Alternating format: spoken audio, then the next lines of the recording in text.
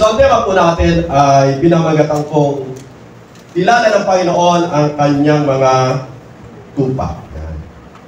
So napakahalaga na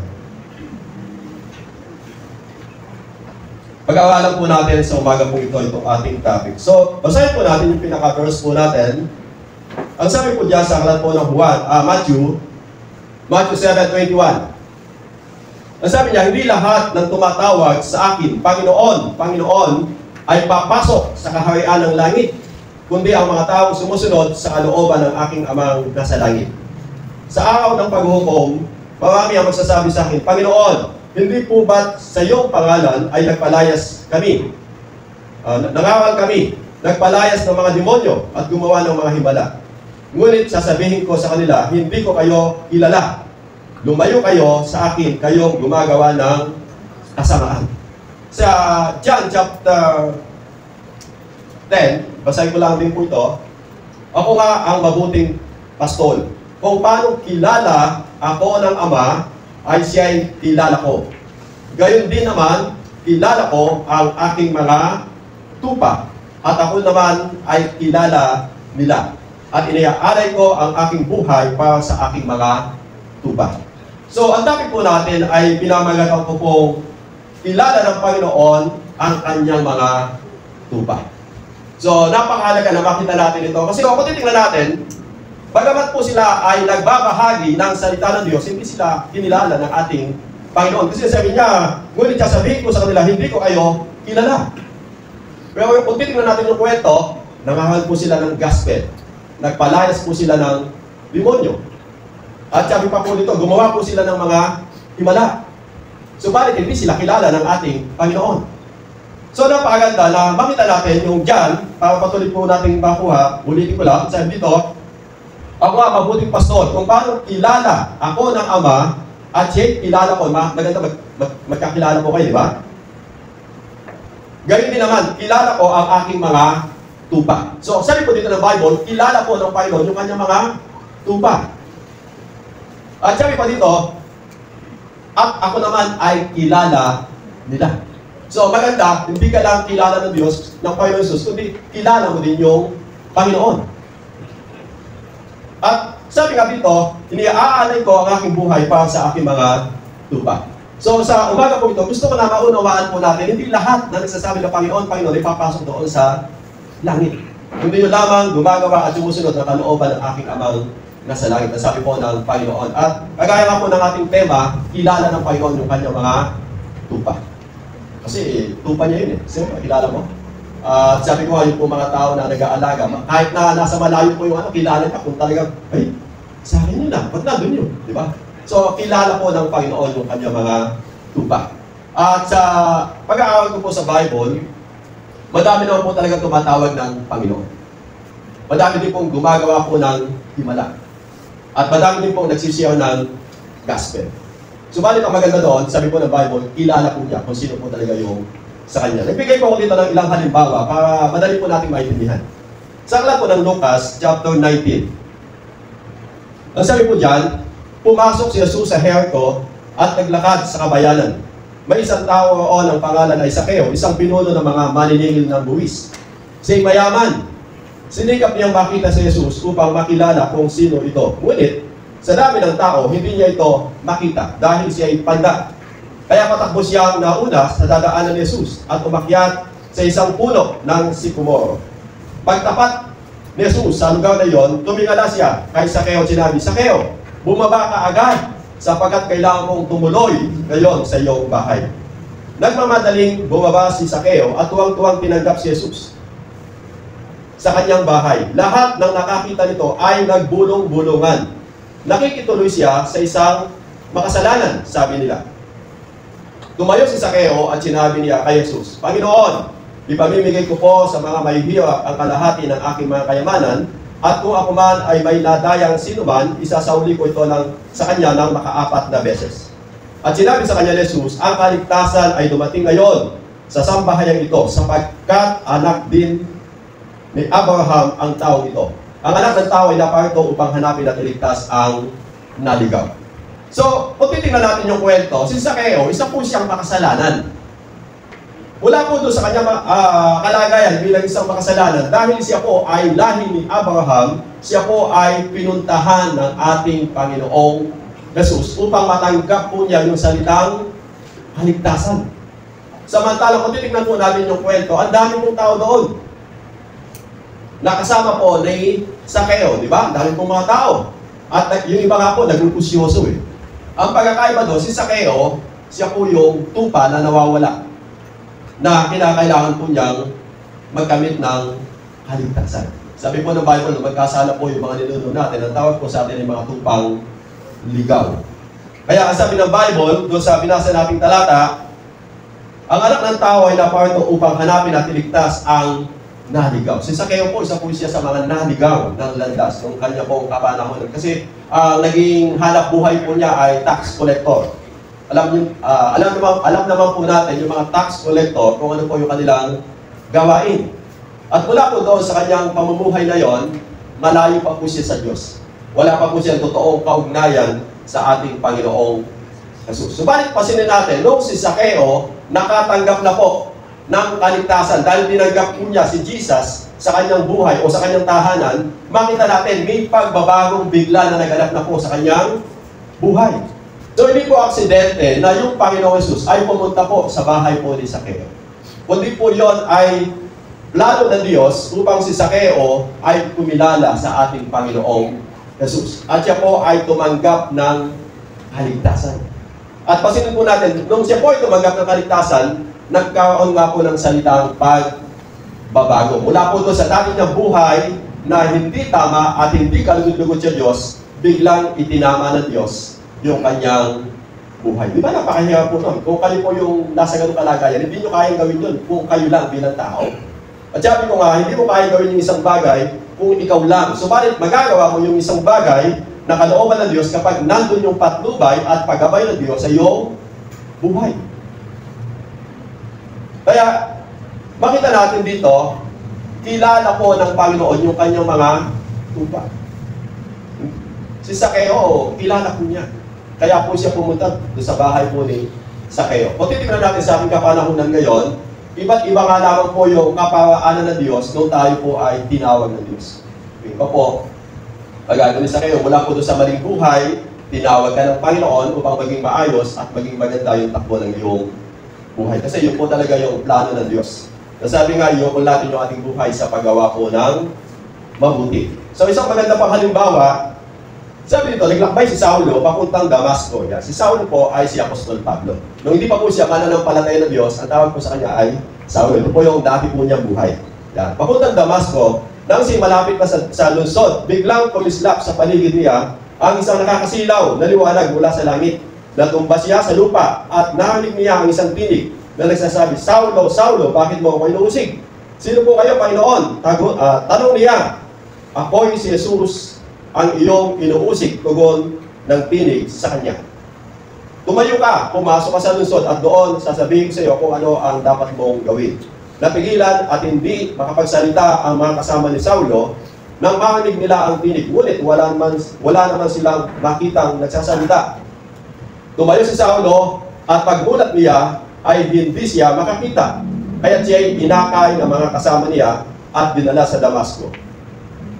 Hindi siya nakakita sa loob ng 3 araw at hindi rin siya kumain at uminom.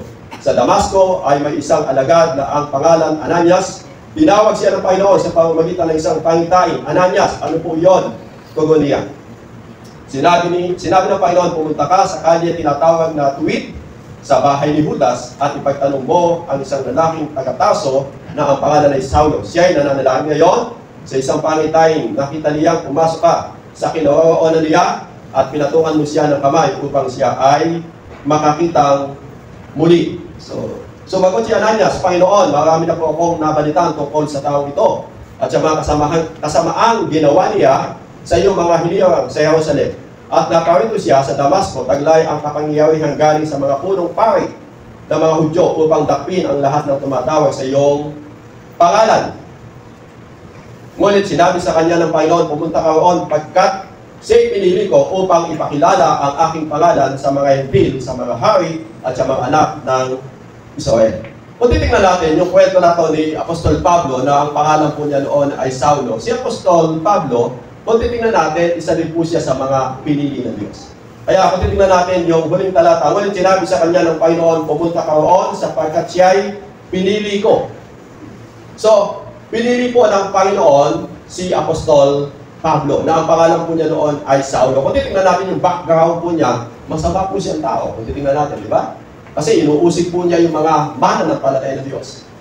At sa kanyang kalagayan po kasi noon, ang pananaw po niya, siya po ay isang makadiyos na tao.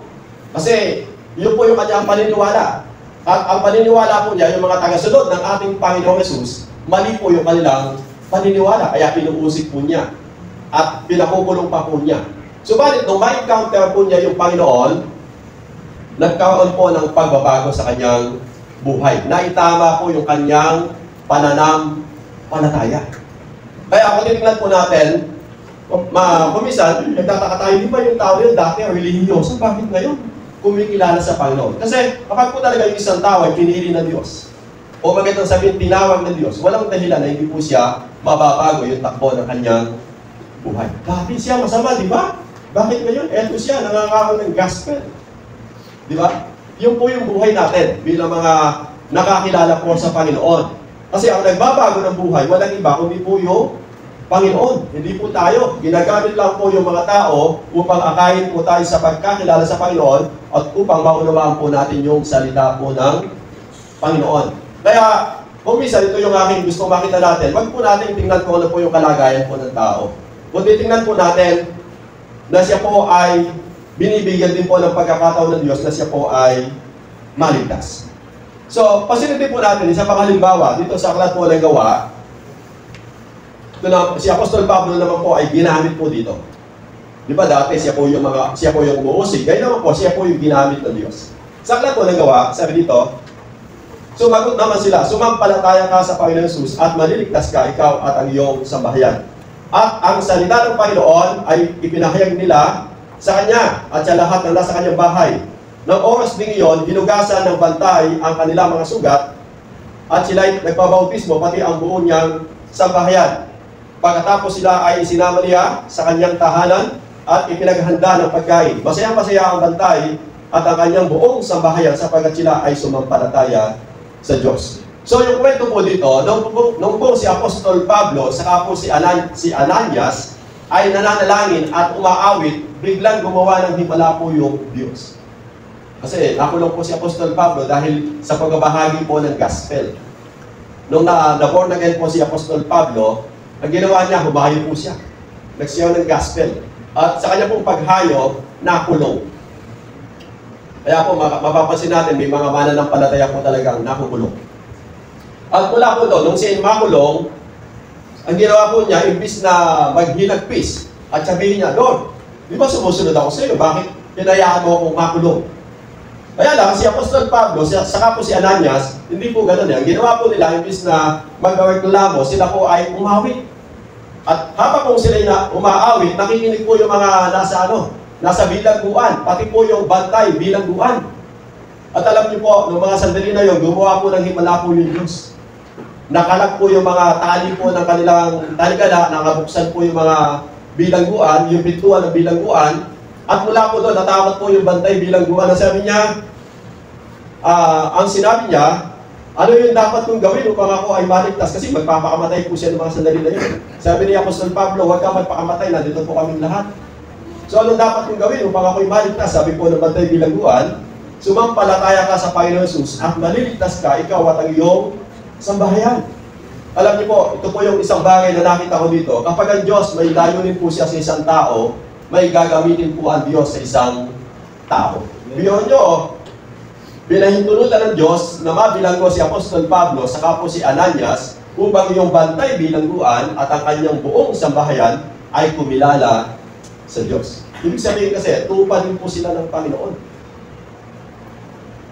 Bagamat kung titingnan natin, ibang kaparaanan yung ginamit ng Diyos. Kinakailangan makakulong muna itong mananampalataya po na to upang yung bantay bilangguan ay kumilala sa ating Panginoong Jesus. Para po bang nung last Sunday, sabi ko nga, si Shadrach, Meshach, and Abednego kinakailangan muna nilang mabingit at kamatayan upang si King Nabucodonosor ay kumilala po sa Diyos. So, sabi ko nga, iba't iba po yung kapawaanan na pagtawag ng Diyos upang yung mga tupa ng Diyos ay makakilala sa ating Panginoong Jesus. Amen! Amen. Kaya sabi ko nga, sa buhay natin, may iba't ibang kapawaanan po yung ating Panginoon nung tayo po ay tinawag. At ang mahalaga po nito, kabilang ka po sa mga tupa po ng Diyos. Amen! Amen. Sabi ko nga, hindi po aksidente na nandito ka. Hindi po aksidente na ikaw po yung nakapakinig ng salita ng Diyos at tumanggap sa ating Panginoon. Kasi kabilang ka po sa mga tupa po ng Panginoon. Kung babalikan ko nga po yung John chapter 10, mayroon na pong iba pang mga tupa na wala pa sa kulungan ito. Kinakailangan silang ipasok ko rin. At papakinggan nila ang aking tinig. Sa gayon ay magkakaroon ng isang kawan na may isang pastor. Sabi dito, mayroon na pong iba pang mga tupa na wala pa sa kulungan ito. So alam niyo po ba, sa ating kalagayan ngayon, kinakailangan magpatuloy po tayo na mag-share ng gospel. Kasi sa ating kapanahunan ngayon, dahil wala na po yung Panginoon, ang ginagamit na po ngayon ng Panginoon, yung mga taong nanampalataya na sa ating Panginoong Jesus. At sabi nga po ni Apostol Pablo, paano silang mananampalataya kung wala po silang mapapakinggan na salita po ng Diyos? Kagaya natin, di ba? Dati hindi naman po tayo mananampalataya. Subalit dahil may ginamit po sa atin ng Diyos upang makakilala tayo sa Panginoon, may mga tao nag-share ng gospel, kaya po tayo ngayon ay naging mananampalataya po ng Diyos. At sabi nga po ni Apostol Pablo, ito yung mabuti at nakalulugod sa Diyos na ang kanyang ibig na ang lahat ng tao ay maligtas at makaalam ng katotohanan. Ibig ng Diyos lahat. Kaya nga po isinugo niya yung kanyang kaisa-isang anak eh. Ang sabi po niya doon, upang ang sino mang sa kanya sumampalataya ay hindi mapahamak, kundi magkamit ng buhay na walang hanggan. Kaya napakahalaga na makita natin, noong unang kapanahunan, mismo yung Panginoon Jesus ang pumipili ng kanyang mga tupa o tumatawag sa kanyang mga tupa. At saka magitan po ni Apostol Pablo, sabi nga na ginamit ng Diyos, nakakilala po yung bantay bilangguan, pati yung kanyang buong sambahayan. At maging sa ating kapanahunan ngayon, ang Panginoong Jesus ay gumagamit po siya ng mga tao upang yung mga tupa pa na hindi pa mananampalataya ay kumilala at maglingkod sa ating Panginoong Jesus. Amen! At isang bagay yung nakita ko dito, na sabi po ng Bible, manampalataya ka sa Panginoong Jesus at maliligtas ka, ikaw at ang iyong buong sambahayan. Gusto ng Diyos yung sambahayan mo maligtas. Kaya lang, ang tanong, ikaw, gusto mo bang maligtas yung sambahayan mo? So, maliligtas yung sambahayan mo kung ikaw ay pagagamit sa Panginoon upang sila ay makapakinig ng salita ng Diyos at upang mula doon ay manampalataya po sila sa ating Panginoong Jesus. Kaya, napakaganda bilang isang mananampalataya ng Diyos, makita natin na ang desisyon natin talaga ay humayo at ibahagi yung mabuting balita. Kasi kung wala po silang mapapakinggan, kagaya po na ginawa po nung ni Apostol Pablo sa ako ni Silas doon sa bantay bilangguan at sa kanyang buong sambahayan, hindi po sila makakakilala sa ating Panginoong Jesus. Di ba? Nung makapakinig ng gospel itong pamilya na to, makita natin, tuwang-tuwa sila. Dahil ang sabi ng Bible, natuto silang sumampalataya sa Panginoon. Masahin ko lang, pagkatapos sila ay sinama niya sa kanyang tahanan at ipinaganda ng pagkain. Masayang-masaya ang bantay at ang kanyang buong sambahayan sapagkat sila ay sumampalataya sa Diyos. So, alam niyo po, ito po yung pinakamaganda. Na ikaw at ang iyong buong sambahayan ay sumampalataya sa Panginoon. Wag na po natin hintayin yung panahon na sabi nga ng Bible, darating yung paghuhukom. Yung mga tao, dahil hindi sila nakapakinig o hindi sila talaga tumanggap sa Panginoon, ay sasabihin ng Panginoon, lumayo kayo sa akin. Ang tawag po doon yung mga kambing. Pag sinabing kambing, yun po yung mga taong hindi tumanggap at sumampalataya sa Panginoon Jesus at hindi po nila ginawa o sinunod kung ano yung kanyang kalooban. Kaya una, kilala po ng Panginoon yung kanyang mga tupa. Pangalawa, yung kanyang mga tupa ay nakikinig sa kanyang tinig. Ang sabi po dyan sa John 10:16, mayroon akong iba pang mga tupa at wala pa sa kulungan ito. Kinakailangan silang ipasok ko rin. At papakinggan nila ang aking tinig. Sa gayon, magkakaroon ng isang kawan na may isang pastor. So, ang point po natin dito, sabi dito ng Bible, yung mga tupa ay pakikinggan nila ang aking tinig. Yung totoo po talaga na tupa ng Panginoon, sila po yung mga taong nakikinig ng tinig ng ating Panginoon. Pero yung mga hindi tupa, hindi sila makikinig. Sabi ng Bible, yung sa Diyos ay nakikinig ng salita ng Diyos. Subalit yung hindi sa Diyos ay hindi nakikinig ng salita ng Diyos. Hindi po lahat, sabi ko nga, titingnan po natin. Yung iba, gusto lang po nila sa pakikinig po nila ng gospel ay makipagdebate, makipag-away, pagalingan, pahusayan, diba? Si may magaling, si gano'n. Hindi po yun eh. Ang sabi ng Bible, yung totoong tupa ng Diyos, ito po yung nakikinig sa tinig po ng Panginoon. Ano po ba yung tinig ng Panginoon? Ito po yung kanyang salita. Yung salita po ng Panginoon, ito po yung tinig niya na gusto niya na maging gabay po natin at patnubay habang po tayo ay binibigyan po ng buhay. Lalo na po sa panahon po natin ngayon, ang dami pong tinig na tumatawag sa ating pakinig. At napakahalaga na makita natin doon, mapakinggan po natin doon yung tinig po ng Panginoon. Ibig sabihin, ito ba yung tama, ito ba yung mabuti, ito ba yung kalugod-lugod sa paningin po ng Diyos. Kasi sa pamumuhay po ng tao ngayon, lalo na po sa sistema po natin ngayon sa mundo na to, sabi ko nga, kung minsan yung iba, hindi na po tama yung kanilang sinasabi. Lalo na po sa batas po natin sa Pilipinas, di ba? May mga batas na po kayo na ipinapasa na hindi na po tama. At sabi nga ng Bible, ang layunin ng Diyos, ang pinagsama ng Diyos, huwag paghihiwalayin ng tao. Ang sinusunod po na batas ng tao ngayon, ay kung hindi na kayo masaya, maghihiwalay na kayo. So tama po ba yun? So, yun ba yung tinig ng Diyos? Hindi naman po yun ang tinig ng Diyos eh. Kaya yun po yung tinig ng tao na dumadaya sa pamumuhay po ng tao. Meron po ba mag-asawa na hindi nakakatampuhan sa mga may asawa? Sabi ko ako minsan, hindi lang nagkasunduan pa, walang kasi ganito. Ay, hindi ka, ang masarap na sausawang kamatis. Hindi, sabi ko, nasabi niya, hindi, masarap bagoong. Sa kamatis lang at saka bagoong. Nagkatampuhan na. Normal po yun sa buhay mo na mag-asawa. Tapos dahil hindi na kayo nagkakasundo, sa sausawa lang, mag-iwalay na kayo. Na tulugan, ganun po ba? So, bahagi ng buhay yun. At napakaganda, alam natin bilang mga mananampalataya kung ano yung tinig po ng ating Panginoon. Amen? Kasi ito po yung gabay po natin eh. Sabi nga po ni King David, salita mo isang tanglaw na sa akin ay patnubay, liwanag na tumatanglaw sa landas ko na dinadaanan. Yung tinig ng Diyos, yung salita ng Diyos, yan po yung pinakamagandang tanglaw o pwede po nating pakinggan. Kasi yung mundo po natin ngayon, iba na. Aakay ka po nito sa kasamaan. Kaya madami po mga tao ay napapahamak. Dati, sabi nga po natin, bilang mga, balikan lang po natin ng kaunti, dahil mahaba na po yung oras. Sabi ko nga dati, ito po yung buhay. Makikitaan po ako sa mga binata sa kadalaga. Noong unang panahon, yung mga dalaga ko sa kabinata, hindi mahipo yung kamay nung nililigawan. Hindi mahipo. Pagka nahipo daw yung kamay, buntis na. Ganun po yung nila, kaisipan. Kaya talagang, nandun po yung pagnanasa niya na mahipo man lang yung kamay ng nililigawan. Kasi na daw po yun, the best na po yun. Ngayon, hindi na po ganun. So, kaya po yung mag-isip. Kaya lang sabi ko ganito, ilagay po natin lahat sa tama. Di ba? Kapag yung isang bagay pinasimulan mo ng tama, ang dulo po noon ay tama. Di ba? Kapag yung isang bagay pinasimulan mo ng mali, ang dulo po noon ay mali. Hindi pwede yung tama maging mali, yung mali maging tama. Kailangan simulan mo ng tama para yung dulo noon ay tama. Di ba? So, mabuti na lang, maawain ng Diyos. Kapag nagkamali ka, pwede ka magsimula ulit, humingi ka ng tawad, at simulan mo ng tama. Para maging tama na po yung lahat ng bagay. So, sa mundo po na ito, napakaganda na alam po natin yung tinig ng Diyos. Lalo na po tayo, mga mananampalataya po ng Diyos. Maging sa ating pamumuhay, napakahalaga, alam po natin kung ano yung sinasabi ng Biblia.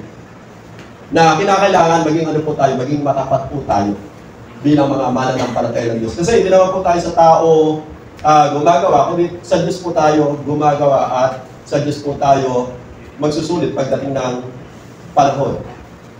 Gusto ko lang po idagdag yung Kawikaan chapter 11. Gusto lang po ninyo. Kawikaan 11:1, sabi niya dito, kasuklam kay Yahweh ang timbangang may daya, ngunit kasiyahan naman ang timbangang tama. So, alam niyo po ba, hindi lang po yung mga sumasamba sa mga Diyos-Diyosan yung kinasusuklaman po ng Diyos, kundi yung nandadaya. So, sabi ko nga, sa mundo na to, mabibilang mo siguro yung mga tao hindi nandadaya. Lalo na pagka-negosyante. Di ba? Sabi ko nga, may palakot ko na naman po yung Diyos eh. Di ba? Kung magpapatubo ka, magpapatubo. Kung alam mo, nagtitinda ka, kung magkano yung dapat ipatong, ganun lang yung dapat. Hindi po sobra-sobra, di ba? Tapos sa malapot nun, nandadaya pa po tayo. Kung tayo po yung ganun. So, hindi ka naman magiging milyonaryo eh. Tama po ba yun? Halimbawa, nagbawas ka ng isang guhit, magiging milyonaryo ka pa. Hindi ka na magtitinda, hindi ka na maghahanap buhay. Maghahanap buhay ka pa rin eh. So sabi ng Bible, ngunit kasiyahan naman ang timbangang tama. So, kalugod-lugod sa Diyos na po yung timbangan pong tama. Tama po natin yung lahat ng bagay. Amen po ba daw? Lalo na pagka tayo po ay nasabihan ng mga mananampalataya. Di po ba nakakatuwa na? Ay, alam mo, yung tao yun, dahil magmula nung ma-born again, natuto manampalataya sa Diyos. Talagang pag nagtimbang siya, hindi lang sakto, may sobra pa. Ano ba? Diba? Sino po natataas mo? Yung pangalan po ng ating Panginoon. Di ba? Halimbawa naman, binawasan mo. Yun ay ka, kahit born again, madaya. Palagay nyo kaya, natutuwa po ba yung Diyos sa atin? Naitataas mo ba natin yung Diyos sa buhay natin? Hindi. Baka hindi po tayo tupa, camping pa rin. Mananampalataya ka na sinabi, Panginoon, di ba, hindi, yung ginagawa ko hindi tama.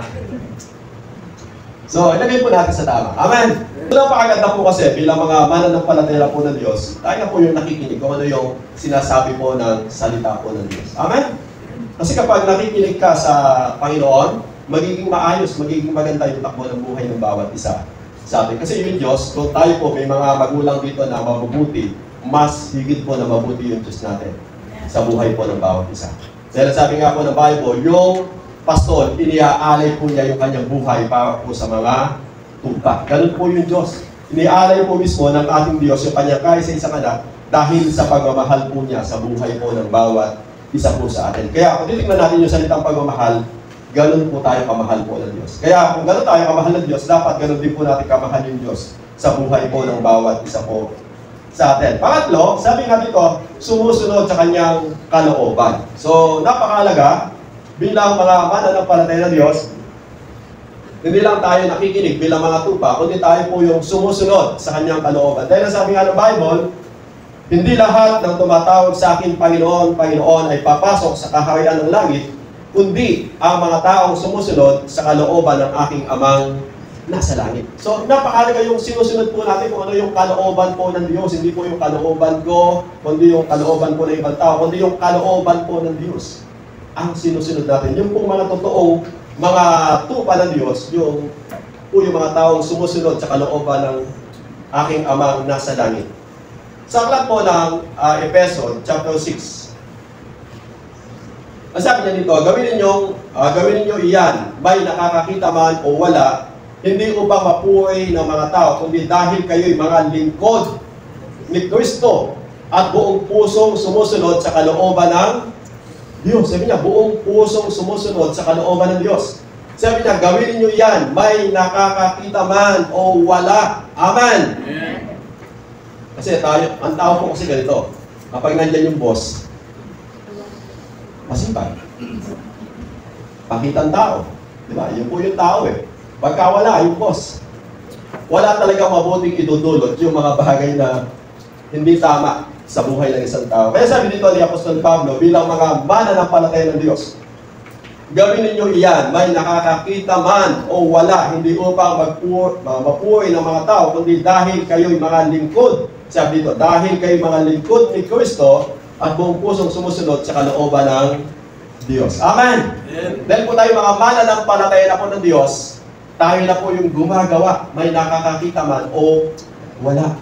Yung bang sabi nung supervisor, kahit iwanan ko yan, walang problema. Gagawa at gagawa yan. Kahit hindi ko nabantayan. Kasi may takot siya sa Diyos. Amen! Di ba nagtataas po yung Diyos? Hindi yung nag-apply ka. Ano mo? Born again. Tapos, lagi kang late. Tapos hindi ka gumagawa ng maayos. Palagay ba yan ay tataas yung pangalan po ng Panginoon? Hindi po hindi. So, yung totoong tupa ng Diyos. Talagang totoo po siya gumagawa kung ano tama, mabuti, at nakalulugod sa Diyos. Sa 7, maglingkod kayo ng masaya. Ang kalooban na parang sa Panginoon kayo naglilingkod at hindi sa tao. Sapagkat alam ninyong gagantimpalaan ng Panginoon ng bawat mabubuting gawa, ninuman maging siya man ay alipin o malaya. Ang sabi po dito, gagantimpalaan ng Panginoon ang bawat mabuting gawa, ninuman. Kaya, sabi ko nga, favor na lang po yung pinagpapala tayo, sumusweldo po tayo sa ating mga kumpanya, kung tayo man po yung nasa kumpanya, kung ano man po yung ating pinapasukan. Subalit, higit sa lahat, ang magpapala sa buhay po natin, walang iba kundi po yung Panginoon. Amen! Kasi yung iba, ang pananaw lamang po nila, yung pagpapala po ng kumpanya, na kanila pong pinapasukan. So ano lamang po yun, additional lamang po yun. Higit na mahalaga yung blessing na ipagkakalap sa iyo ng Diyos. Dahil ikaw po yung naglilingkod na masaya, at sabi nga, ginagawa mo yung lahat ng bagay upang maluwalhati ang Diyos sa iyong buhay. Kaya, nandun po, sabi nga, ginagawa at sinusunod yung kalooban ng Panginoon. At mismo, yung Panginoon Jesus, nagbigay nga po siya dito ng halimbawa sa John 6:38. Ang sabi niya po dyan, ako'y bumaba mula sa langit, hindi ko pang gawin ang sarili kong kalooban, kundi ang kalooban niya na nagsugo sa akin. Mismo yung Panginoon ang nagsabi, ako'y bumaba mula sa langit, hindi upang gawin ang sarili kong kalooban, kundi ang kalooban niya na nagsugo sa akin. Si Jesus, hindi po yung kalooban niya yung ginawa niya, kundi yung kalooban ng Diyos Ama na nagsugo sa kanya dito sa ibabaw ng lupa. Kaya tayo din po mga mananampalataya, ganoon din daw po yung ating maging kaisipan at pananaw. Yaman tayo mga tupa o mananampalataya ng Diyos, hindi yung kalooban po natin na dapat masunod, kundi yung kalooban ng ating Ama na tumanggap at nagbigay sa atin ng buhay at kaligtasan. Sa Matthew 6:3, ang sabi pa rin po dito, ngunit higit sa lahat, bigyan halaga ninyo ang kaharian ng Diyos at pamumuhay ayon sa kanyang kalooban, sabi niya, at ibibigay niya sa inyo ang lahat ng bagay na ito. Sabi po sa Matthew 6:3, nasabi niya, ang pamumuhay ng ayon sa kanyang kalooban at ibibigay niya sa inyo ang lahat ng mga bagay na ito. Kaya sa buhay po natin ngayon, kung namumuhay po tayo sa ayon sa kalooban ng Diyos, walang dahilan na hindi po ipagkaloob sa atin ng Diyos yung lahat ng bagay na ating mga pangangailangan. Amen! Kasi kapag ang Diyos nalugod sa buhay natin, walang dahilan na hindi po tayo pagpalain ng Diyos. Kasi ginagawa po natin yung kanyang kalooban. Kaya mula din po doon, yung biyaya, yung pagpapala ay patuloy na ipagkakaloob sa atin ng Diyos. Kaya bilang mga mananampalataya ng Diyos, bilang mga tupa ng Diyos, sabi nga, dapat tayo po yung nakikinig sa tinig ng Diyos. Dahil kilala po niya tayo. Pangalawa, tayo po yung sumusunod sa kanyang kalooban. And last, sabi po din sa Matthew 13:40, sabi niya dito, kung paano ang mga damo ay tinitipon at sinusunog, gayon din ang pangyayari sa katapusan ng daigdig. Ipag-uutos ng anak ng tao sa kanyang mga anghel na tipunin nila mula sa kanyang kaharian ang lahat ng nagiging sanhi ng pagkakasala at ang lahat ng gumagawa ng masama. Yahagis nila ang mga ito sa lumalagablab na pugol at doon mga ngalit sila at mga ngalit ang kanilang mga ngipin. Ngunit ang mga gumagawa ng matuwid ay magliliwanag na parang araw sa kaharian ng kanilang Ama. Makinig ang may pakinig. So sabi dito sa talata na to, pagdating ng panahon, titipunin ng Panginoon yung mga tao at utusan po niya yung kanyang mga anghel. So ito po yung pagtitipon ng mga tupa at ng mga kambing. So kapag kambing ka, ang sabi ng Bible, doon sa kabila ka. Kung ikaw ay tupa, doon ka sa piling po ng Diyos. Kaya makikita natin, pagdating ng panahon, kagaya ng binasa nating talata kanina, Lord, hindi ba kami ay nangaral ng iyong mga salita? Sabi po, hindi lahat ng tumatawag sa aking Panginoon ipapasok sa kaharian ng langit, kundi ang gumagawa ng, kundi ang mga tao sumusunod sa kalooban ng aking Amang nasa langit. Sa araw ng paghuhukom, marami ang magsasabi sa aking Panginoon, hindi po ba sa inyong pangalan ay nangaral kami, nagpalayas ng mga demonyo at gumawa ng mga himala. Ngunit, sasabihin ko sa kanila, hindi ko kayo kilala, lumayo kayo sa akin, kayong gumagawa ng kasamaan. So, sinabi ng Panginoon kung ano po yung magaganap sa kanila pong mga buhay. Yung mga gumagawa ng kasamaan, pagdating ng panahon, kapahamakan ang magaganap sa kanila pong mga buhay. Kagaya po ng pagtitipon ng tupa at ng mga kambing. Iahagis nila ang mga ito sa lumalagablab na pugon. At doon na nga mananangin sila at mangangalit ang kanilang mga ngipin. Ito po yung mga taong gumagawa po ng masama. Ngunit, yung mga taong sumusunod sa kalooban ng Diyos, sa huling talata, ngunit ang mga gumagawa ng matuwid ay magliliwanag na parang araw sa kaharian ng kanilang Ama. Makinig ang may pandinig. So, sa buhay po natin, yamang tayo po ay mga tupa na pinili na po ng Diyos. Dasahin po natin na laging makinig po tayo kung ano yung sinasabi po ng salita po ng Diyos. Pangalawa, tayo na po yung sumunod at mabuhay kung ano yung kalooban po ng Diyos. Amen? Amen. Sapagkat mula po doon, naniniwala po ako sa lahat ng iyong gagawin sa Panginoon, ito po ay kanyang pagpapalay.